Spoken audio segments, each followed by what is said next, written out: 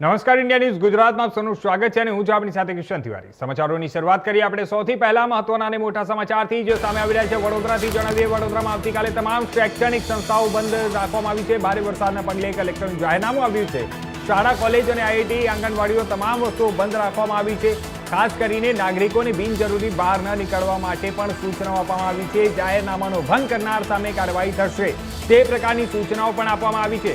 તો મહત્વના અને મોટા સમાચાર સામે આવી રહ્યા છે વડોદરાથી, જ્યારે હવામાન વિભાગ તરફથી આવતીકાલે રેડ એલર્ટ જાહેર કર્યું છે અને ત્યારે શાળા, કોલેજ, આઈઆઈટી આ તમામ વસ્તુને તમામ શાળા કોલેજોને આવતીકાલે બંધ રાખવા માટેની ત્યાં સૂચનાઓ આપવામાં આવી છે। વડોદરામાં આવતીકાલે તમામ શૈક્ષણિક સંસ્થાઓ બંધ રહેશે।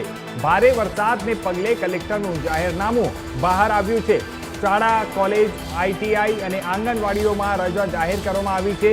જણાવી દઈએ કે વડોદરામાં પણ જે હિસાબે ત્યાં ભારે વરસાદના કારણે અને ભારે પવન ફૂંકાવાની શક્યતાને ધ્યાનમાં રાખીને ત્યાં કલેક્ટર તરફથી જાહેરનામું બહાર પાડવામાં આવ્યું છે અને બિનજરૂરી લોકોને ઘરેથી બહાર ન નીકળવા માટેની પણ ખાસ કરીને સૂચનાઓ આપવામાં આવી છે અને સૂચનાઓનું ન કરવા જે લોકો નહીં કરશે અને જે જાહેરનામું ભંગ થશે તો પછી કાયદેસરની કાર્યવાહી કરવામાં આવશે, તે પ્રકારે કલેક્ટરનું કહેવું છે।